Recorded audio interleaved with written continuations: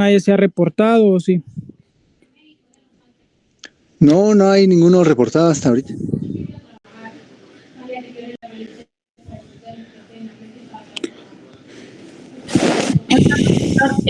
Valeria está conmigo, que es con la que voy a presentar la clase.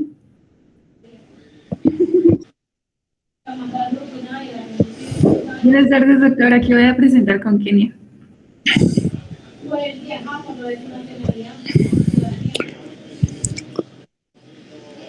Y Rafael es el otro. Bueno, ahorita son las 1:30, doctor. Empezamos. Pues estamos en tiempo. Ahorita se están uniendo más personas. Si quieren, arranquemos con el tema. Si no, no nos va a dar tiempo. Bueno, muchas gracias, doctor. Bueno, Kenia, Valeria, Rafael, vamos a presentar a continuación el tema de convulsiones y epilepsia. Las doctoras hicieron un trabajo muy bueno preparando la clase, estuvimos revisando con Kenia, pero la hicieron en conjunto. Verdaderamente, pues creo yo que tiene todos los elementos que ustedes necesitan hacer de una forma temprana para poder conocer lo que es convulsiones y epilepsia. Fíjense que la doctora la va a desarrollar de acuerdo a la temática de Harrison, pero tiene muchos elementos extra, que son elementos esenciales para que ustedes puedan comprender cómo se desarrollan las convulsiones. Recuerden que normalmente nosotros en la etapa de desarrollo a nivel del lóbulo temporal de cada hemisferio tenemos lo que son los cuerpos de Amón, cuerpo de Amón número 1, número 2, número 3, número 4. Estos cuerpos de Amón se encargan de controlar toda la actividad irritativa que normalmente existe a nivel cerebral, como de pararla, digamos. Pues las convulsiones, como les van a enseñar ellas, se dan por producto de que hay una inactivación o deja de funcionar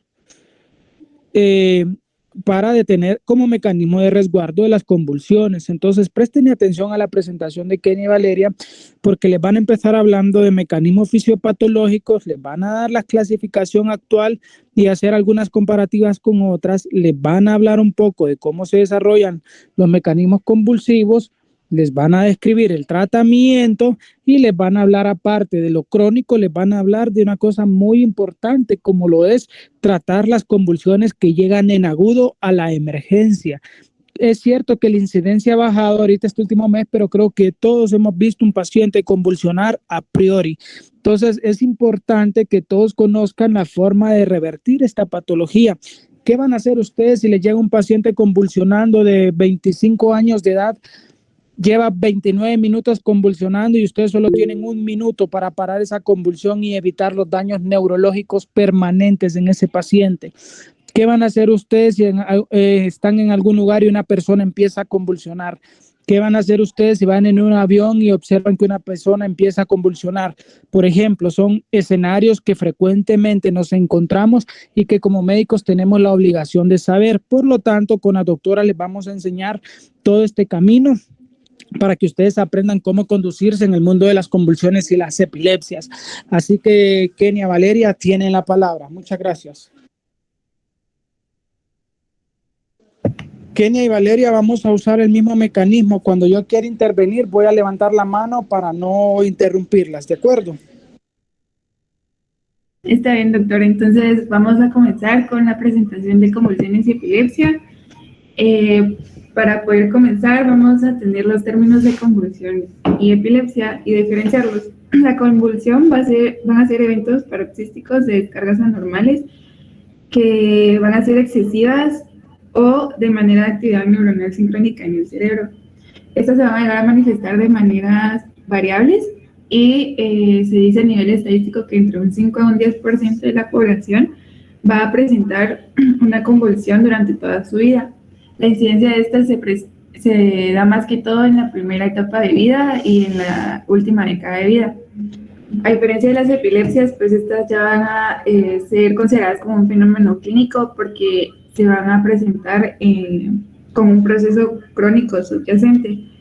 Estas se van a presentar de diversas formas y sus causas también van a ser distintas. La prevalencia es de 5 a 30 personas por cada 1.000 habitantes y la incidencia es de 0.3 a 0.5%. En estos casos no se va a ver una prevalencia a nivel de edad. Las convulsiones van a tener su clasificación y la importancia de esto es para poder enfocar las estrategias que se van a utilizar para poder diagnosticarlas. Y asimismo también poder escoger la terapia más ideal y también aportar la información útil para darle el pronóstico al paciente. La clasificación se va a basar en un sistema, por sus siglas en inglés, ILAE, que va a clasificar según las manifestaciones clínicas y los hallazgos asociados que se van a registrar en el electroencefalograma. Entre las primeras vamos a encontrar las convulsiones focales, que van a estar originadas, como su nombre lo indica, o limitadas más bien a un hemisferio cerebral. Van a ser consecuencia de anormalidades en el encéfalo, que van a ser descritas como crisis focales, y estas pueden o no presentar características no cognitivas. Si nos referimos al electroencefalograma, este va a ser normal o va en algunos casos mostrar descargas que van a ser breves, con una figura en espigas electriformes o ondas agudas. Esto no va a confinar la lesión y va a registrar mediante electrodos intracraneales, que es una de las ventajas del examen. Como había mencionado, pues las focales se van a subdividir en sin características no cognitivas, que van a producir síntomas motores, sensitivos, autónomos o psicológicos. Al referirnos a motoras, vamos a encontrar movimientos anormales. Encontramos la marcha jacksoniana, que fue descrita por la primera persona que la clasificó, que es aquella en la que se va a presentar movimientos anormales en una parte del cuerpo y luego se va a ir generalizando al resto. Luego está la paresia focal, o también conocida como parálisis de Todd, que es en la que posterior al episodio se va a presentar en una parte todavía se va a presentar los movimientos anormales. Y a base de esto se habla también de la epilepsia parcial continua, que es algo muy raro, pero que se puede llegar a presentar en el que los movimientos anormales se van a presentar por varias horas. También se va a manifestar en forma de alteración sensorial somática de la visión, del equilibrio o de la función autónoma. También están las focales con características no cognitivas, que van a presentar una alteración de la capacidad del paciente para mantener contacto normal con el medio, la cual va a ser solo ligera. Estas se caracterizan por tener un aura, es decir, que previo a la convulsión el paciente llega a identificar algo. Por ejemplo, empiezan a sentirse mareados y posterior a esto presentan el episodio de convulsión. Este se va a acompañar de inmovilidad y automatismos y va a presentar una duración de segundos hasta 1 hora. También puede presentar amnesia anterógrado o afasia posictal, quiere decir que no va a recordar lo que pasó antes que presentara la convulsión o posterior a esta.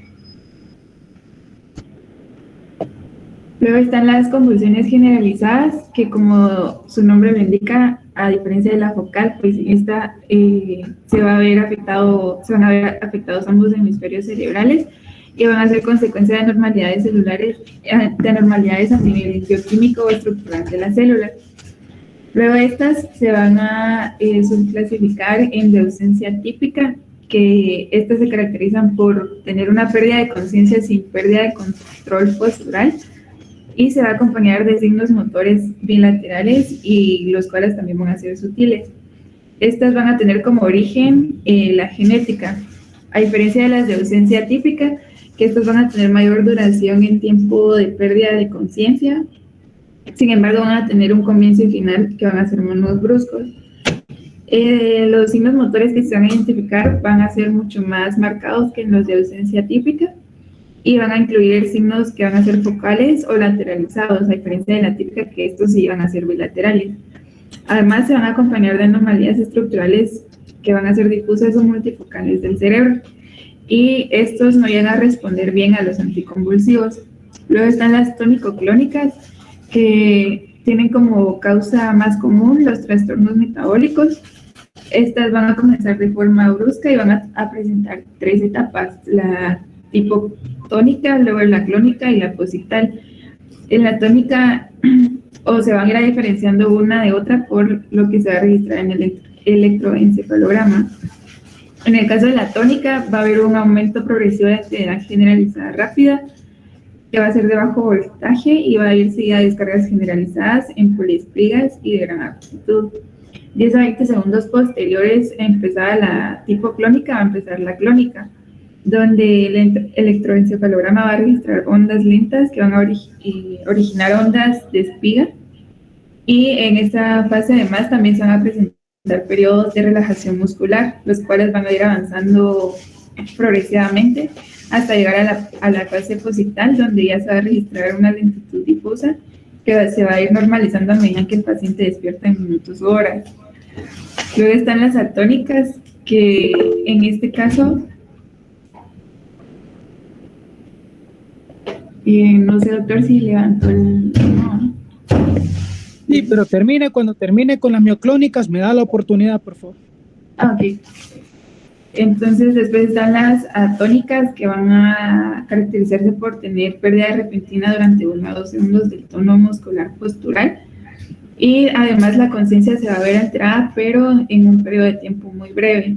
En el electroencefalograma también se van a registrar pues descargas generalizadas, breves, de espiga, y ondas seguidas de ondas lentas difusas relacionadas a la pérdida del tono muscular. Y estas más que todo se van a ir acompañadas de síndromes epilépticos que ya son conocidos. Luego están los miodónicos, que para poder entender estas mejor, pues el primer término, que es la mioclonía, hace referencia a la contracción muscular breve y repentina de una parte del cuerpo o del cuerpo completo, que se puede llegar a presentar normalmente. Sin embargo, cuando esto ya es patológico, van a aparecer como trastornos metabólicos, enfermedades degenerativas del sistema nervioso central o lesiones cerebrales anóxicas. Estas son consideradas como verdaderos fenómenos epilépticos, y además en el electroencefalograma se va a registrar descargas sincrónicas en ambos lados de espiga y onda.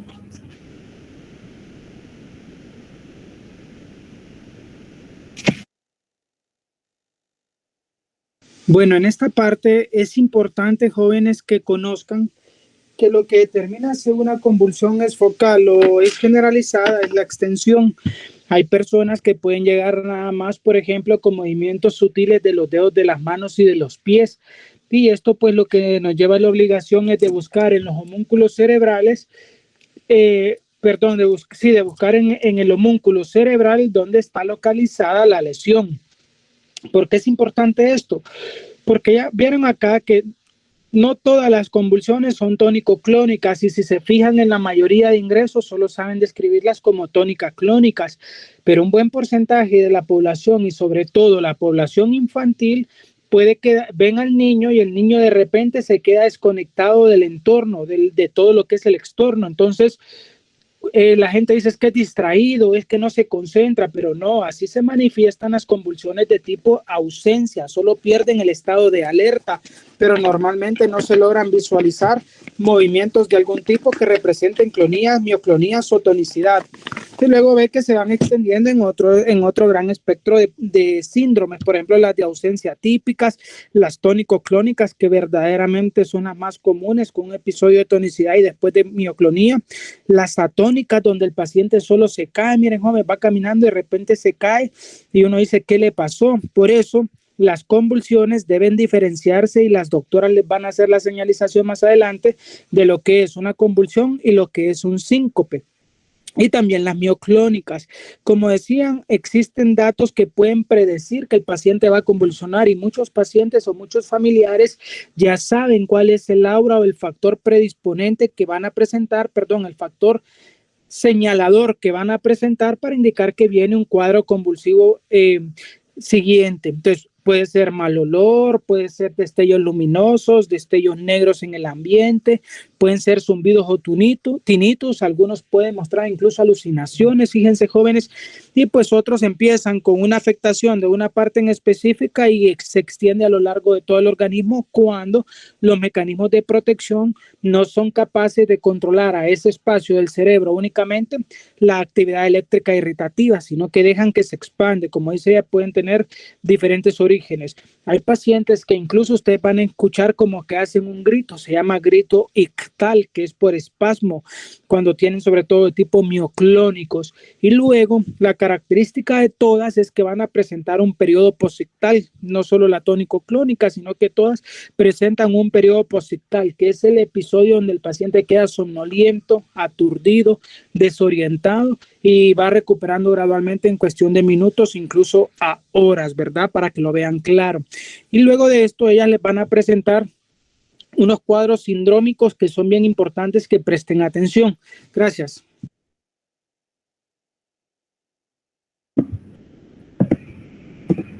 Bueno, entonces continuando, también están las cuales van a empezar de manera focal, pero luego se van a generalizar.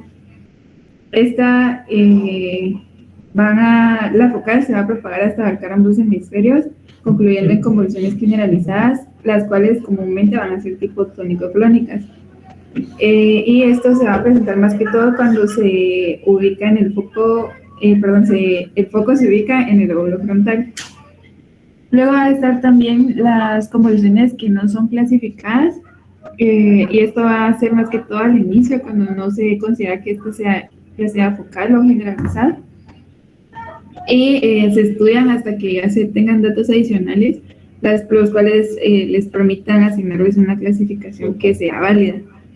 Estas van a ser caracterizadas más que todo por flexión y extensión sostenida breve de los músculos del paciente, y en el electroencefalograma se van a mostrar ipsarritmias que constan de ondas lentas gigantes y difusas como un fondo caótico de espigas. En este tipo también van a haber espasmos clínicos que se van a suprimir en el fondo del electroencefalograma, y en electromiograma se va a revelar una pauta romboidea que va a ayudar a distinguir aquellos espasmos que son causados por convulsiones tónicas o que son clónicas breves.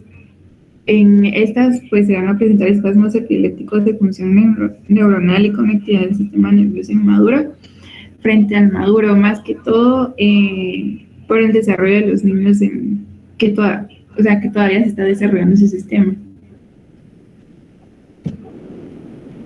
Luego vamos a encontrar síndromes epilépticos, que los síndromes van a ser trastornos en los que la epilepsia va a ser una manifestación predominante con pruebas suficientes sugiriendo un mecanismo subyacente común, es decir, que ya no va a ser solo una convulsión que se va a presentar en cierto tiempo, sino que se va a asociar a otro mecanismo del paciente. Entre estos encontramos la epilepsia mioclónica juvenil, que la causa se ha clasificado como desconocida y se ve caracterizado por sacudidas mioclónicas bilaterales que van a ser únicas o repetitivas. Estas van a presentar mayor frecuencia durante la mañana y en algunas ocasiones se van a ver desencadenadas por que el paciente se ve privado de sueño. En este síndrome la conciencia no se va a ver alterada y algunos van a presentar las convulsiones que van a ser de tipo tónico-clónicas, y en un 33% van a ser de crisis de ausencia. Estos van a responder bien a un tratamiento, por lo tanto no son tan difíciles como de llegar a tratar, y suelen existir antecedentes familiares y también estudios de ligamiento genético, por lo tanto estas se han asociado a causa poligénica. Luego está el síndrome de Lennox-Gastaut, que va a afectar más que todo a los niños y se ve caracterizado por una triada que se ve conformada por múltiples tipos de crisis, descargas de espigas y onda lenta, y otras anomalías en el electroencefalograma y además alteración de la capacidad cognitiva. Este se va a ver asociado más que todo a enfermedades o disfunciones a nivel del sistema nervioso central, y por su naturaleza multifactorial que se ha registrado, se sugiere también que van a presentar una respuesta inespecífica del cerebro a una lesión neuronal difusa. También está el síndrome de epilepsia del lóbulo temporal mesial, que este es el síndrome más frecuente, que se va a ver acompañado de crisis focales con características no cognitivas. Esto va a presentar signos característicos de tipo clónico y en electroencefalográfico patológico. Además, se permite identificar la esclerosis del hipocampo y este es rebelde al tratamiento, y debido a esto lo mejor para poder llegar a tratar es la cirugía. Luego, entre las causas de epilepsia y las convulsiones, se resumen que va a haber un desequilibrio entre la excitación e inhibición del sistema nervioso central, que va a terminar en una crisis, es decir, en un episodio de epilepsia.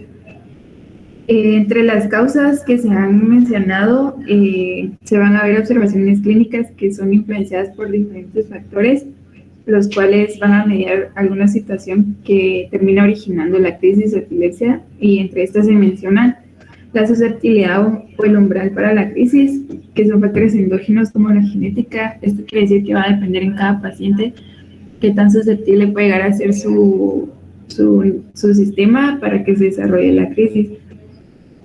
Procesos con distinta probabilidad de resultar en un trastorno no convulsivo crónico, que son los que es la epileptogénesis, en la que se va a ver influenciada por factores epileptógenos, que voy a mencionar más adelante, y las crisis episódicas, que son crisis de manera intermitente con factores desencadenantes, factores fisiológicos internos o factores exógenos. Entonces se podría concluir que la causa de la epilepsia y las convulsiones se va a ver asociada a factores endógenos, epileptógenos y desencadenantes.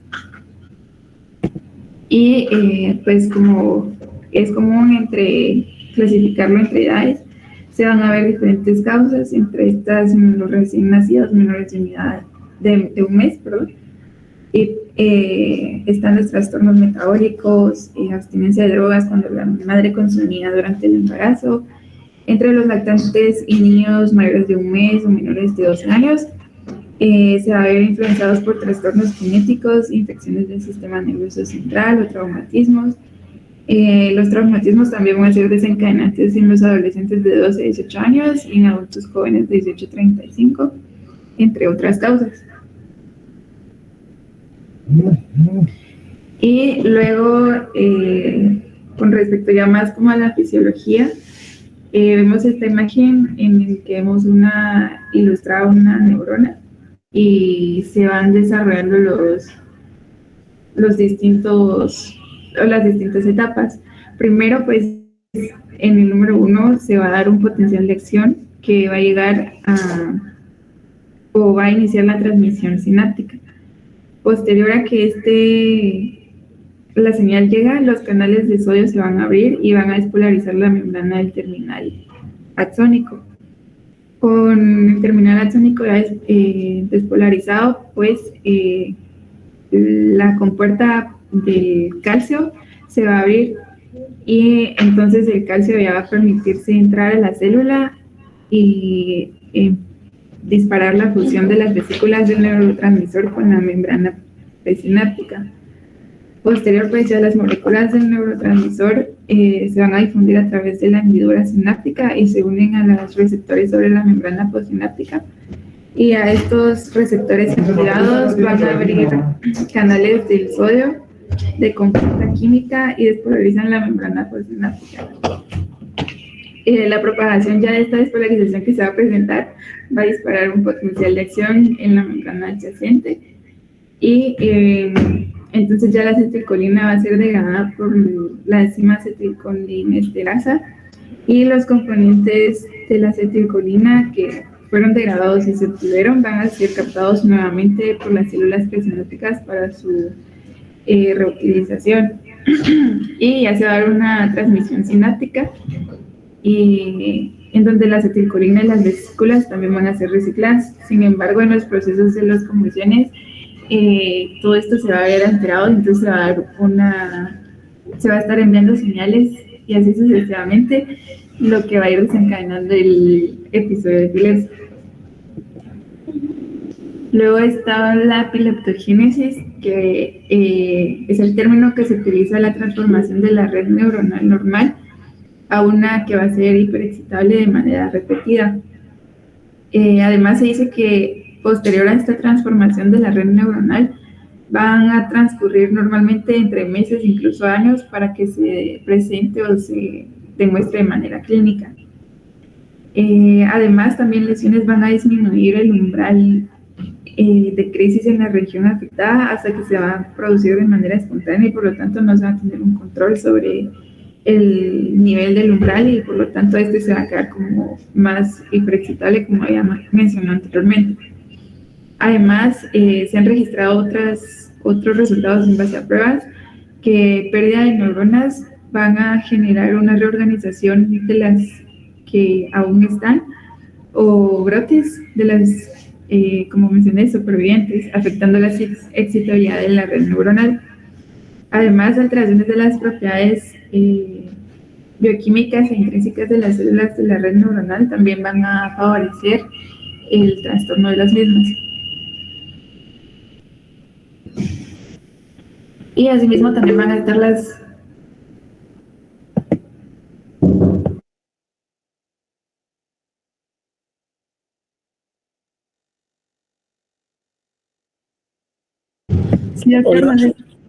gracias, niña. Bueno, ya lograron ver ustedes, entonces aquí quiero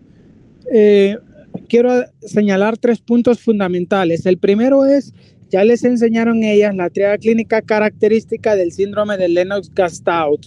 El síndrome de Lennox-Gastaut, como ya les dijo ella, se va a presentar en los pacientes que cumplen con el criterio de tener retraso psicomotor o retraso infantil, parálisis cerebral infantil, y son aquellos pacientes que convulsionan más de 60 veces al día.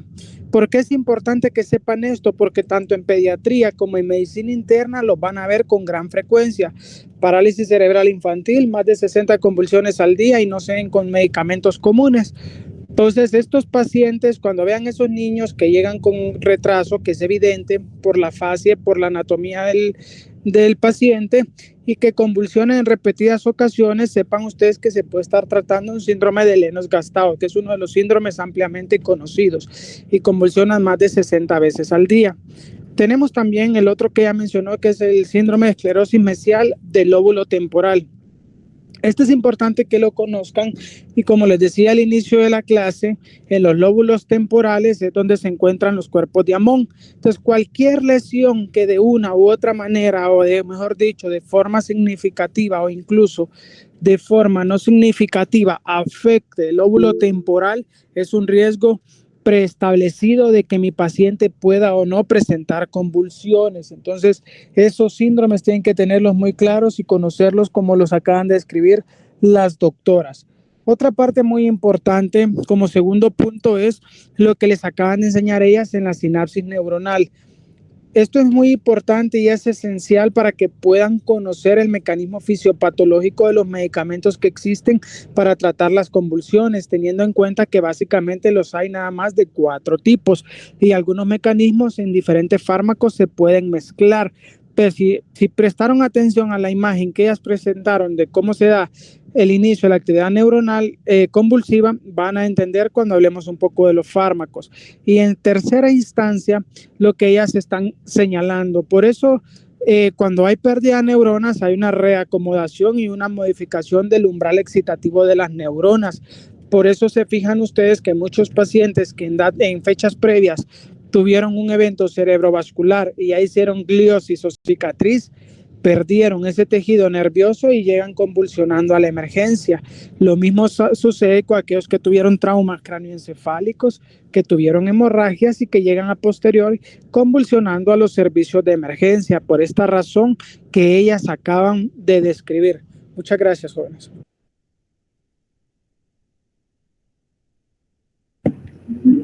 Bueno, entonces también vamos a encontrar aquellas causas que van a ser genéticas, que van a generar formas muy poco frecuentes de la epilepsia, sin embargo, pues son existentes. Entre estas van a estar las idiopáticas, que solo se van a identificar mutaciones que van a afectar a la unión de los conductos iónicos, y aquellas que sí se van a presentar de manera sintomáticas, que van a estar relacionadas al desarrollo del sistema nervioso central o al nivel de homeostasis que hay a nivel neuronal.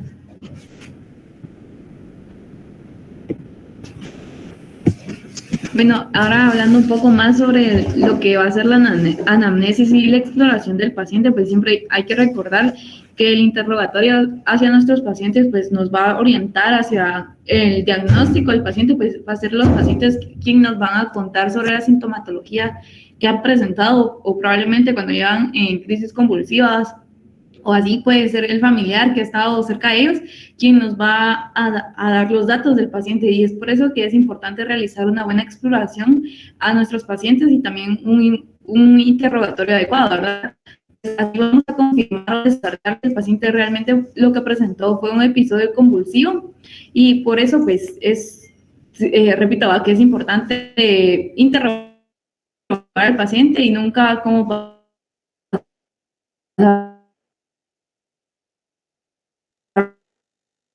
familiares, pues preguntarles bien qué vieron antes, durante y después del episodio convulsivo. Se deben de investigar aquellos factores desencadenantes o factores de riesgo que predisponen a las convulsiones, así como sea fiebres mayores de 38 grados, que puedan hasta alcanzar los 40 grados centígrados, a aquellos antecedentes familiares donde pues presenten algún familiar que ha pasado por episodios convulsivos y anteriormente el paciente ha presentado también convulsiones breves o algunos movimientos que ellos no vean normales que nos puedan indicar. También si en algún momento o recientemente pues han tenido traumas cerebrales o eventos cerebrovasculares, si han sido diagnosticados con algún tipo de tumor o infección del sistema nervioso central. Se debe identificar aquellos factores desencadenantes que puedan conducir a convulsiones, como la privación de sueño, infecciones sistémicas, algunos trastornos electrolíticos y metabólicos, y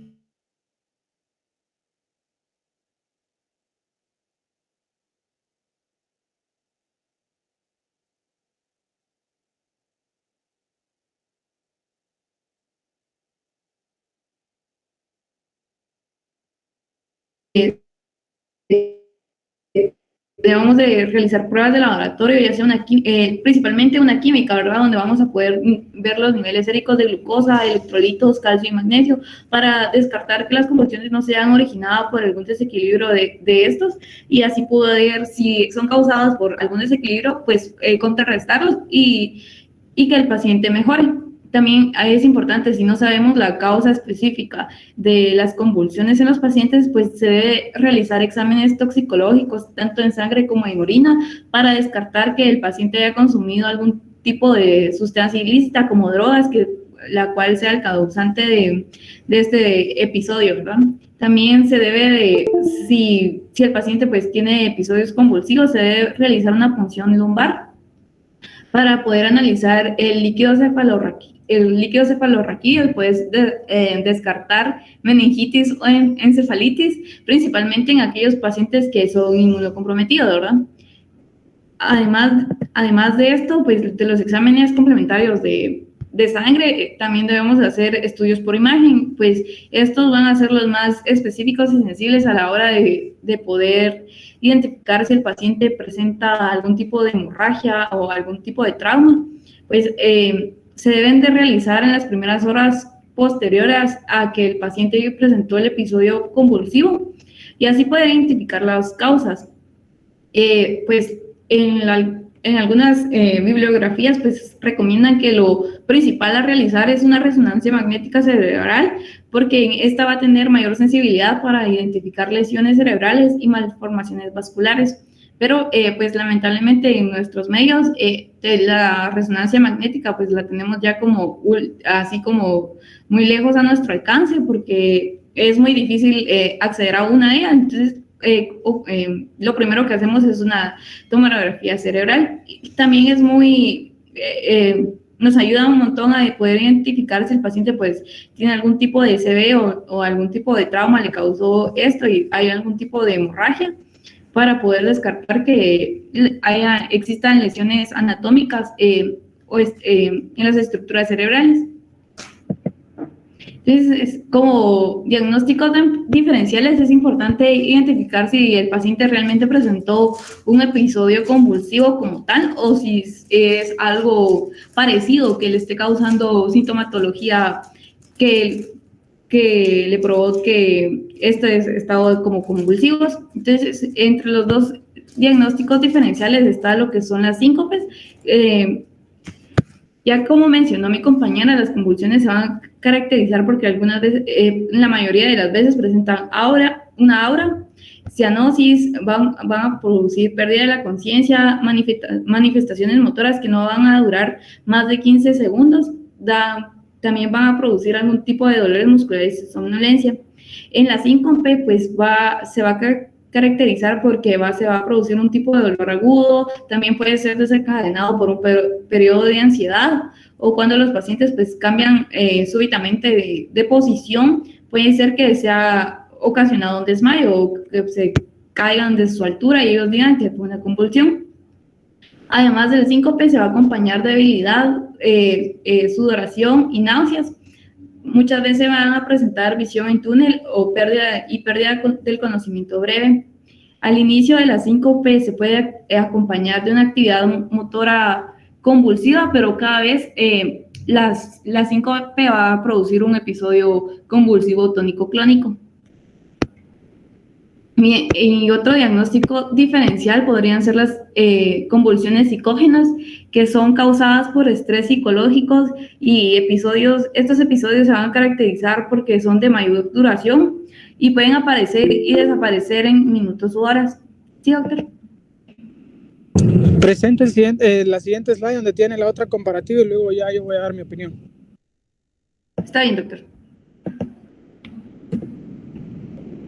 Pues en esta imagen pues tenemos algunos, como una imagen donde nos demuestra sobre las características sobre las convulsiones y las síncopes. Pues en las convulsiones, pues en los factores desencadenantes no va a haber ninguno, mientras que en las síncopes sí va a haber un tipo de estrés emocional, pues si se les realiza la maniobra de Valsalva o hay hipotensión ortostática en los pacientes, pues también les va a producir un tipo de desmayo. Los síntomas premonitorios, pues en la convulsión no va a presentar ninguno, mientras que en las síncopes sí van a haber algunos tipos de síntomas donde nos orienten que los pacientes van a tener un episodio de síncope, los pacientes van a presentar debilidad, náuseas y sudoración.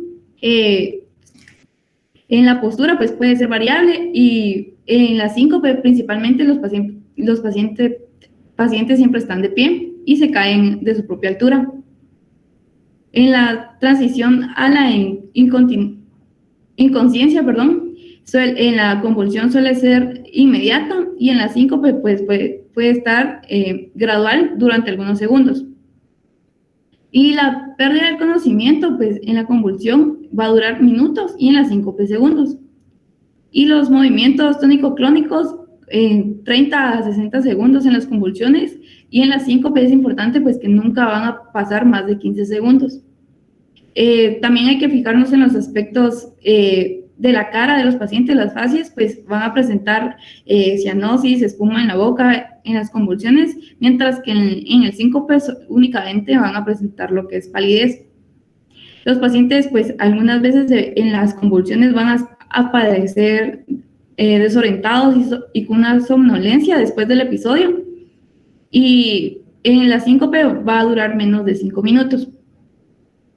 Los dolores musculares posteriores son frecuentes en las convulsiones y en la síncope pues algunas veces.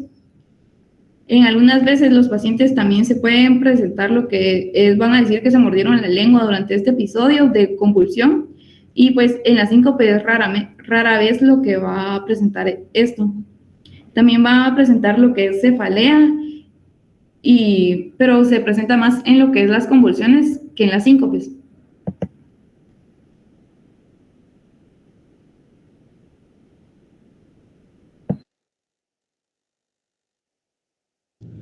Ok, ¿qué es síncope, Kenia? ¿Cómo definen síncope ustedes?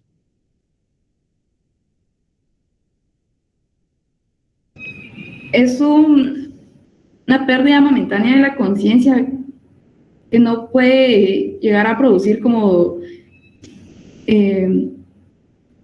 una pérdida de conciencia prolongada, sino va a ser inmediata y en poco tiempo.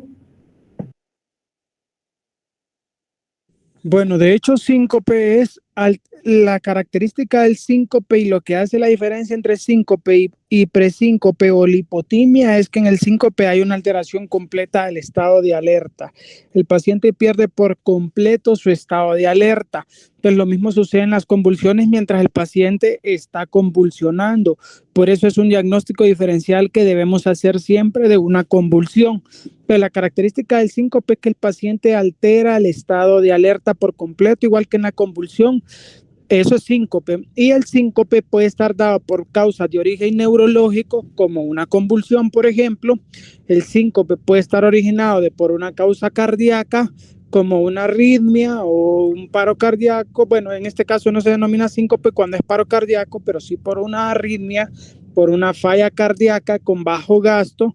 El síncope puede estar desencadenado también por causas ortostáticas, como aquellos pacientes que tienen síndrome de POT o taquicardia postural ortostática, o aquellos pacientes que presentan cambios muy importantes de la presión arterial al cambiar de una posición en decúbito a una posición supina. Asimismo, también como cuarta causa grande de síncope están los estímulos vasovagales, como aquellos pacientes que tienen un dolor muy intenso. Eso es un síntoma vasovagal y el paciente termina por presentar un desmayo o síncope. O aquellos pacientes que, por ejemplo, tienen un cuadro gastrointestinal, se depletan de volumen y terminan por presentar también síncope. ¿De acuerdo? Entonces, tomando en cuenta que esto es síncope, ¿y por qué se debe diferenciar de la convulsión? Porque la convulsión altera el estado de alerta también, pero como ya les debió haber quedado claro a través de toda la narrativa que ya les presentó la doctora, la diferencia principal entre el síncope y la convulsión es que el retorno al estado de alerta en el paciente postconvulsión, o sea, el periodo postictal, dura mucho más tiempo que lo que dura el periodo de recuperación de alerta en el síncope. En el síncope el paciente normalmente se va a despertar no pasados 5 minutos y ya va a estar alerta, probablemente sin recordar lo que pasó, pero sí alerta.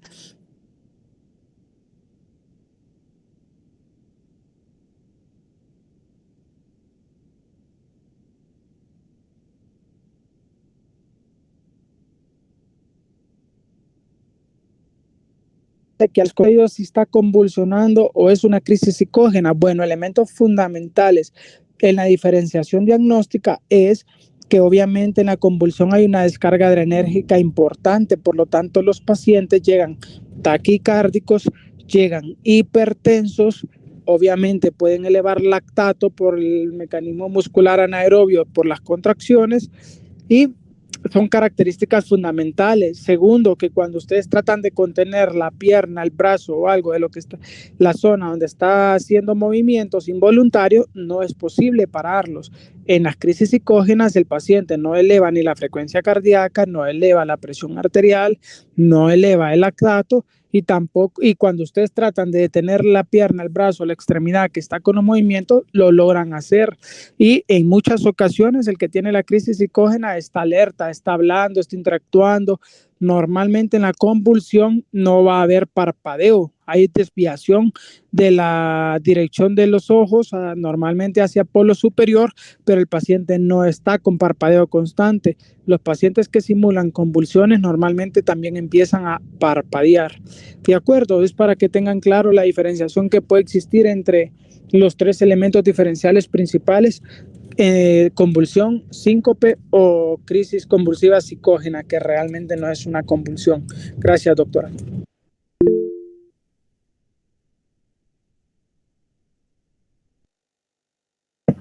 Bueno, continuando con el tratamiento de estos episodios convulsivos,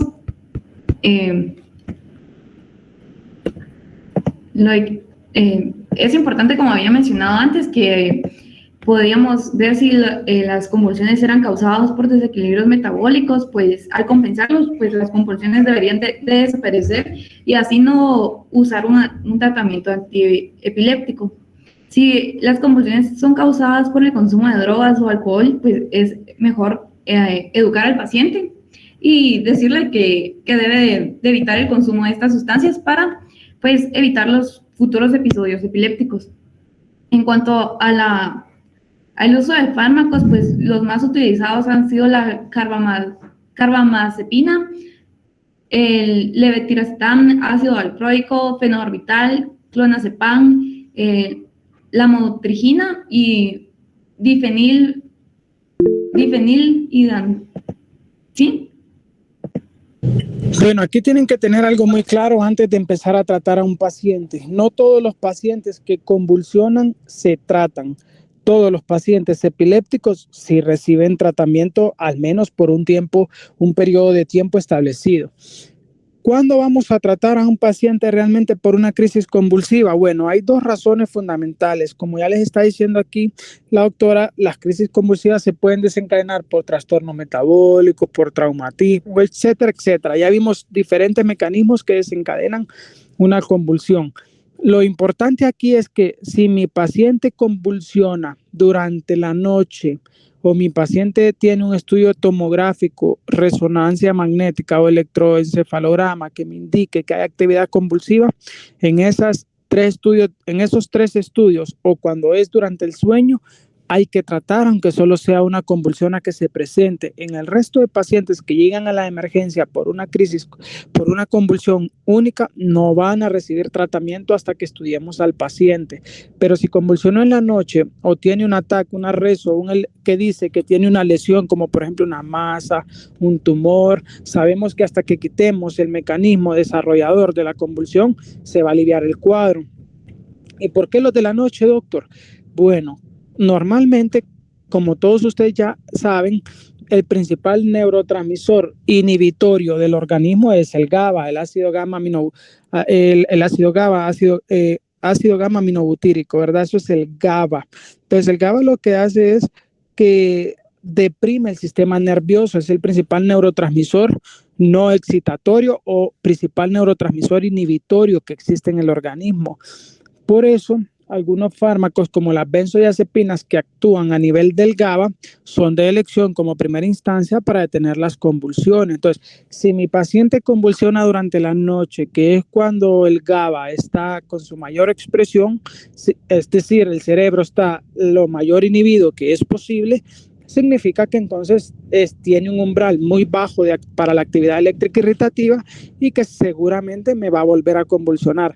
Pero solo en esos dos contextos se tratan las convulsiones en primera ocasión, que sea en la noche o que tenga cualquiera de los estudios positivos de los que ya hablamos. Ahora sí, vamos a hablar un poco de los fármacos.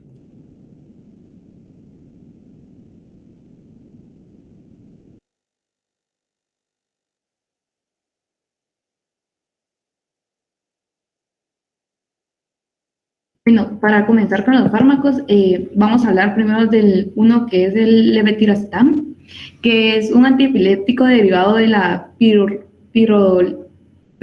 pirolidona, y este va a actuar por diferentes mecanismos. Uno de sus mecanismos va a ser potenciando los mecanismos inhibidores del sistema del ácido gamma aminobutírico. También va a inhibir los procesos dependientes de la activación de canales de calcio tipo T, que van a disminuir la hipersincronía y van a disminuir la descarga neuronal en unas regiones del hipocampo. También van a inhibir la repolarización tardía de las membranas neuronales que son dependientes de potasio. Este fármaco pues también actúa mediante la activación dopaminérgica directa. Y este fármaco, su vía de administración es por vía oral y se absorbe de forma rápida y completa. Y pues a nivel plasmático, los rangos terapéuticos van a alcanzar lo máximo que va a llegar a alcanzar, o sea, se va a tardar en alcanzar la acción terapéutica, va a ser de 1 a 3 horas. Y la biodisponibilidad oral del levetiracetam pues va a estar completa al 100%. La semivida pues va a durar de 7 a 8 horas máximo y no va a ser afectada si se repite pues de forma continua, ¿verdad? Entre los efectos secundarios pues van a estar algunos relacionados con el sistema nervioso central, como es la somnolencia y la astenia y mareos. y no se ha visto que exista algún tipo de interacciones farmacológicas con otro tipo de fármacos. También se ha visto que ha presentado síntomas adversos o reacciones adversas como anemia y leucopenia. El otro fármaco que también se utiliza comúnmente es el fenobarbital, que se utiliza principalmente en las convulsiones tónico-clónicas o en síndrome, se me salió. En las crisis de ausencia también se han utilizado. El fenobarbital es un barbitúrico que va a producir un efecto depresor del sistema nervioso central y actúa uniéndose a los receptores GABA, así facilitando la neurotransmisión inhibidora. Cuando en los canales GABA, pues va a ser un canal que está,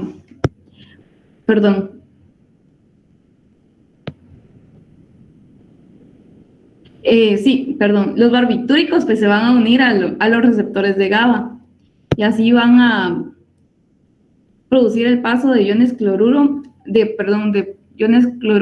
a las células del cerebro y aumentando la carga negativa y alterando el voltaje de las neuronas para evitar que se produzcan efectos de hipersensibilidad.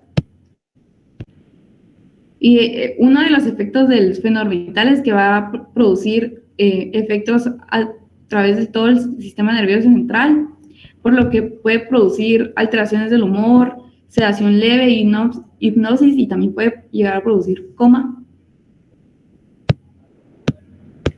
Otro medicamento que también se usa es el fentanil. Esta es una hidantoína que se utiliza por vía oral o parenteral como anticonvulsivo. Y este se va a utilizar como también tratamiento profiláctico de las convulsiones tónico-clónicas y se puede usar para prevenir convulsiones durante las cirugías, pero no se debe utilizar en las crisis de ausencia.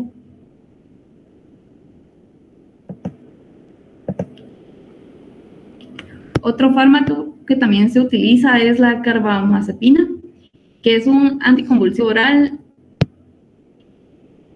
que se utiliza para el tratamiento de las convulsiones tónico-clónicas y las crisis complejas o las crisis simples. Esta va a estabilizar las membranas nerviosas hiperexcitadas y va a inhibir la descarga neuronales y va a reducir la prolongación sináptica de impulsos excitatorios. Y su principal mecanismo de acción pues va a ser la prevención de descargas repetitivas de potenciales de acción dependientes de sodio en las neuronas despolarizadas y también en los canales de sodio activados por voltaje. La carbamazepina es un fármaco que va a atravesar diferentes barreras, principalmente la hematoencefálica, y también puede llegar a atravesar la barrera placentaria, por lo que se va a acumular en los fetos. Entonces es importante que durante el embarazo pues se tenga el control de estos fármacos para evitar efectos adversos y teratógenos en los fetos, ¿verdad? En las dosis pues puede llegar a ser de 200 miligramos 2 veces al día y se va a ir aumentando progresivamente cada semana. Otro fármaco que se utiliza es el clonazepam, que es una benzodiazepina que se utiliza pues en el tratamiento de las epilepsias y es eficaz para usarlos en las crisis de ausencia o también las convulsiones conocidas como el pequeño mal o síndrome de Lennox-Gastaut, que como nos mencionó nuestra compañera. Y va a actuar a través de las regiones límbicas y talámicas del cerebro. Va a producir un efecto de sedación o hipnosis y relajación muscular. Y estos efectos van a ser producidos por la acción del GABA, que va a actuar como un neurotransmisor inhibidor. Otro de los fármacos que se utilizan como primera línea también ha sido la etosuximida, que es un anticonvulsivante tipo succinimida y reduce la frecuencia de ataques epilépticos.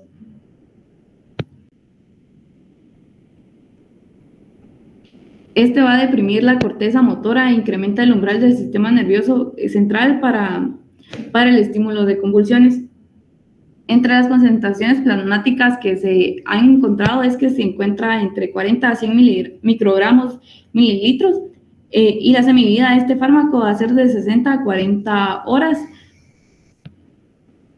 Y un tipo de eliminación, pues los fármacos se van a eliminar por vía renal. Entre sus efectos adversos va a ser que produzca disnea, ataxia, diplopía, vértigo y irritación gastrointestinal.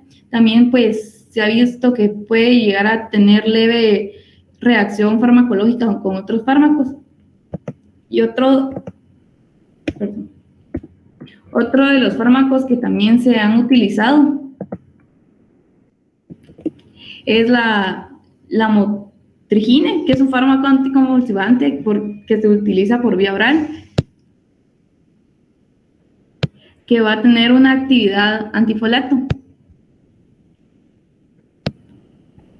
Y este es un fármaco anticonvulsivante muy eficaz, pues va a evitar que va a producir estabilización de las membranas neuronales, actuando sobre los niveles a través de los canales de sodio activados por voltaje.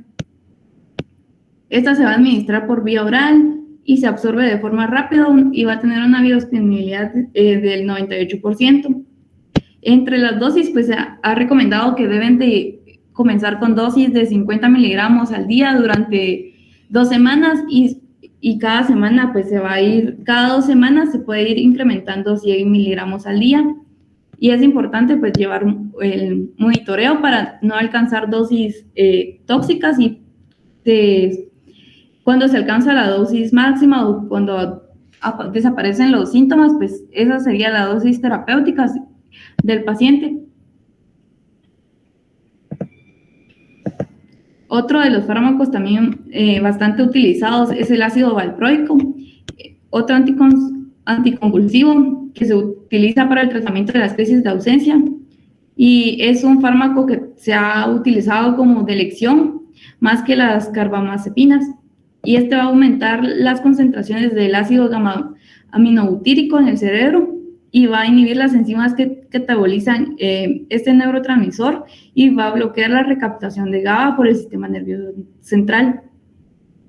Y este se ha utilizado en dosis de 10 a 15 miligramos kilogramo al día y este se debe dividir en 3 dosis. Esta dosis de 10 a 15 miligramos dividirla en 3 veces al día para que no sea tóxica y se debe ir aumentando cada semana dependiendo de la clínica del paciente y así llegar, o si aparecen reacciones adversas como es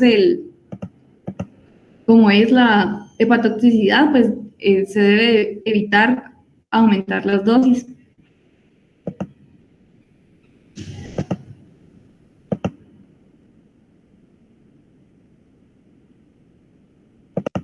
En el estado epiléptico, pues los estados epilépticos se definen como crisis continuas de convulsiones aisladas a repetición que van a durar más de 15 a 30 minutos y se van a dividir en subtipos epilépticos como convulsiones electrográficas persistentes, coma, movimientos tónico-clónicos y también van a existir las variantes no convulsivas como las crisis de ausencia, las crisis focales persistentes o la confusión. Y es importante pues evitar estos episodios convulsivos porque las convulsiones prolongadas pueden provocar lo que es la disfunción cardiorrespiratoria, hipertermia y alteraciones metabólicas que puedan llegar a producir lesiones neuronales irreversibles. Entre las causas, pues una de las principales causas de las crisis epilépticas es pues, que los pacientes no estén bien apegados a su tratamiento y dejan de tomar su anticonvulsivo y pues pueden repetir los episodios convulsivos porque no toman su dosis. También aquellos trastornos metabólicos o la toxicidad de los fármacos con los que se han estado tratando y lo dejan por algún tipo de reacción adversa. También algún tipo de infecciones del sistema nervioso central o que el paciente presente tumores, traumas, y el único método diagnóstico para este tipo de estado, de este cuadro, sería el electroencefalograma, que nos va a identificar que el paciente pues, está en un estado epiléptico. Para el tratamiento o guía hay diferentes tipos de esquemas que nos orientan a cómo tratar estados epilépticos. Este es uno que nos menciona el libro, pero también el doctor nos envió que cómo es que debemos actuar durante un episodio convulsivo o cuánto más o menos en el tiempo que debemos actuar. Pues en los primeros 10 minutos pues debemos asegurar la vía aérea, las respiraciones y la circulación, también realizar laboratorios de sangre, y se debe administrar tiamina e dextrosa. En los primeros 10 minutos, pues uno de los tratamientos de elección va a ser el lorazepam, y si no está disponible ese, pues vamos a utilizar midazolam en 10 miligramos intramusculares, y si es necesario, pues se puede repetir las dosis. Si no, el ácido valproico, igual de 20 a 30 miligramos intravenoso, o también el fenobarbital o el levetiracetam.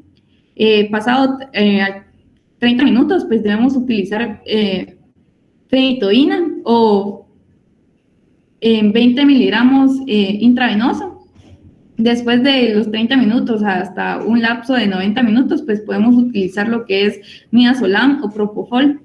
Y ya después de pasado horas o días, pues podemos utilizar lo que va a ser fenobarbital.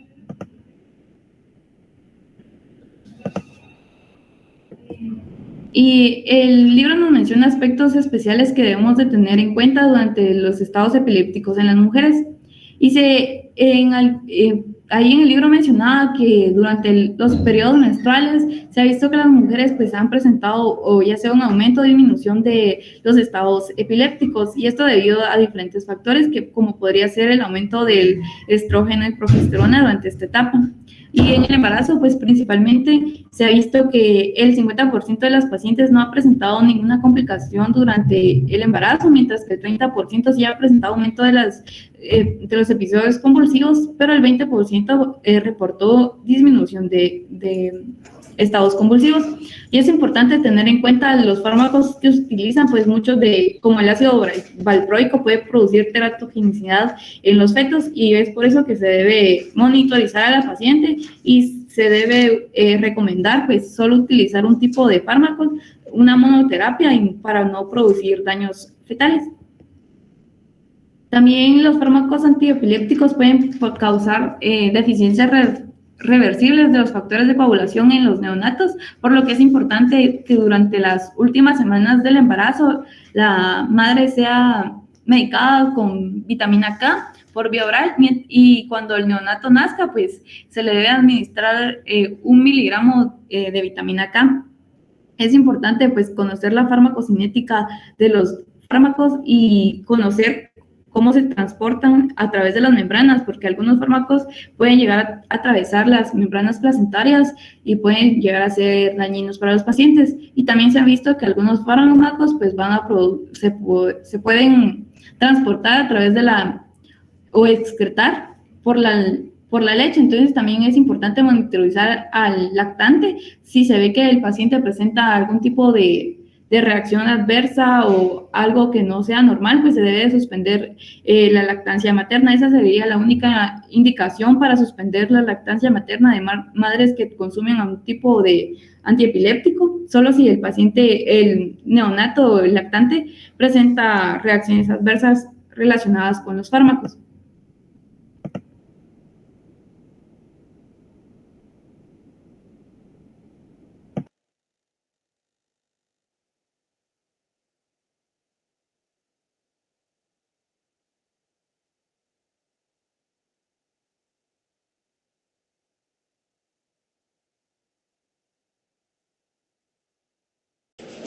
Bueno, entonces, como ya fueron platicando las doctoras,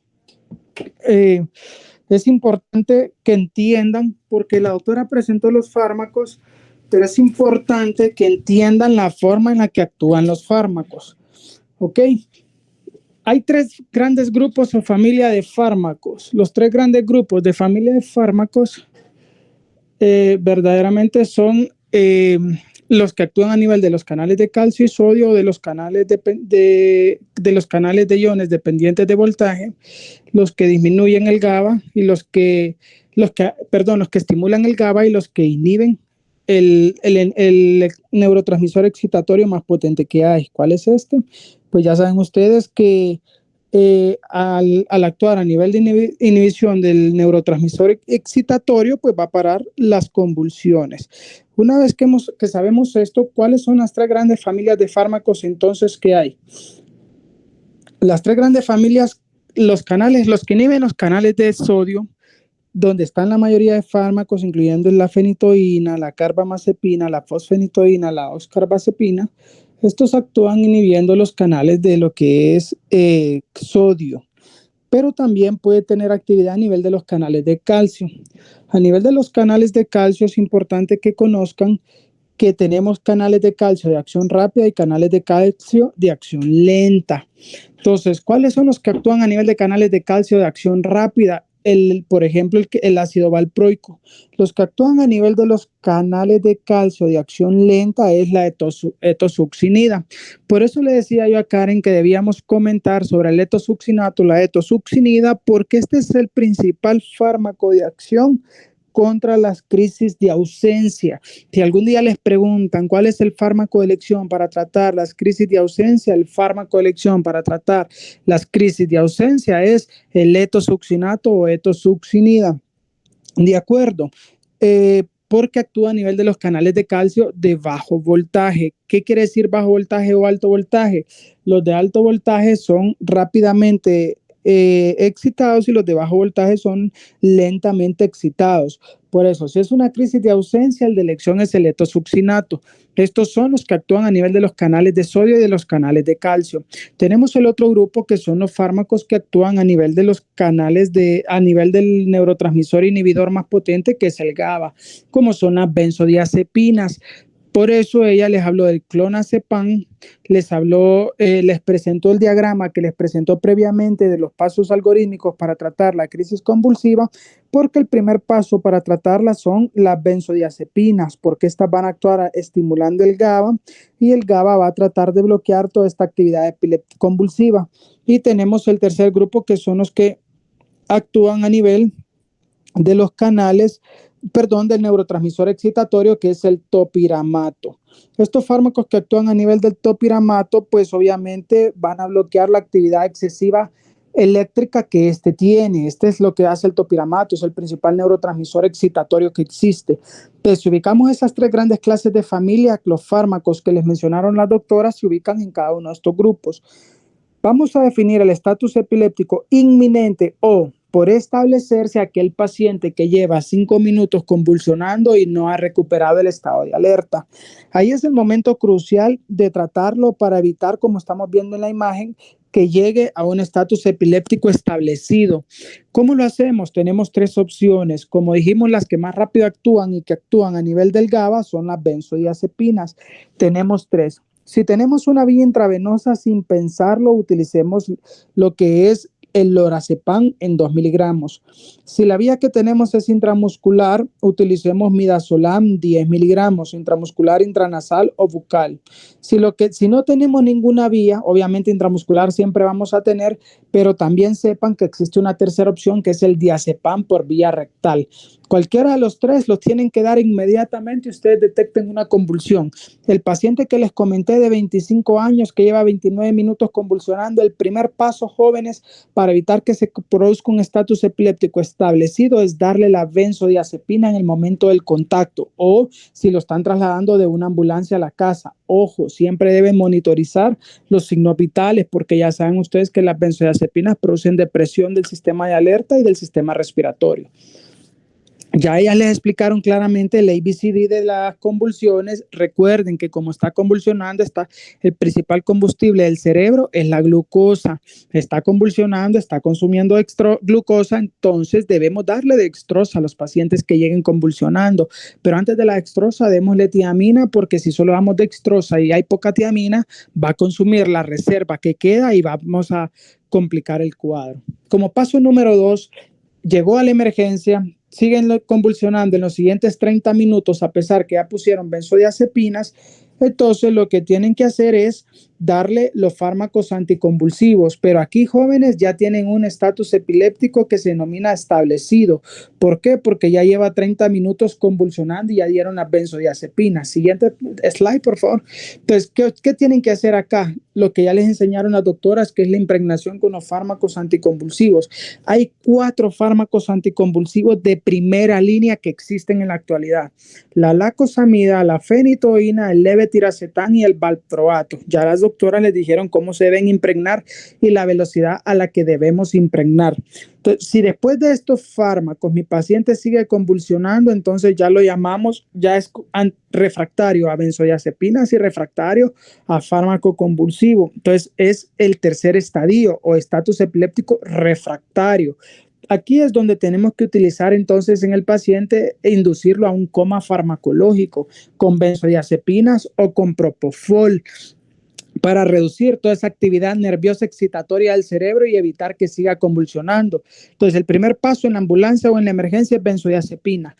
Le sigue convulsionando en los siguientes 30 minutos, impregnarlo con fármacos anticonvulsivos, y existen 4 de primera línea que los tienen en la imagen. Si con estas medidas no dejó de convulsionar, pasamos al estadio 3, que es adelante el slide, que es el estadio ya refractario. ¿Por qué se denomina refractario? Porque no respondió ni a las benzodiazepinas ni respondió a los fármacos anticonvulsivos. Entonces, 30-60 minutos después de haberlo impregnado, sigue convulsionando, tenemos una opción: darle a los 10 minutos otro bolus de fármaco anticonvulsivo o inducirlo a sedación y analgesia con los fármacos que ya hemos estado hablando. Entonces podemos usar podemos usar midazolam, podemos usar lorazepam, podemos usar propofol, ketamina, tiopental. Si a pesar de esto, jóvenes, en los siguientes 60 minutos nos sigue convulsionando, pasa al estadio 4. ¿Cómo se llama el estadio 4? Siguiente, se llama estadio superrefractario. Entonces, este es el orden en el que deben ir colocando los fármacos. Entonces, si las 24 a 48 horas siguientes a tenerlo sedado con midazolam, propofol, lorazepam y fentanil sigue convulsionando, entonces ya es súper refractario. ¿Qué nos queda aquí? Combinar los fármacos que estamos utilizando para sedación y analgesia. Y aquí, jóvenes, tenemos que agregar, por ejemplo, si ya le estamos dando por la vena y queremos darle oral, podemos agregarle un fármaco oral para incrementar los efectos de los anticonvulsivos. O, por ejemplo, si el paciente tiene porfiria, 2 buenas opciones es la gabapentina y el levetiracetam. Pero si a pesar de esto sigue convulsionando, de la siguiente, por favor, entonces tenemos que empezar a pensar, jóvenes, en causas de tipo inmunológico, como una encefalitis autoinmune.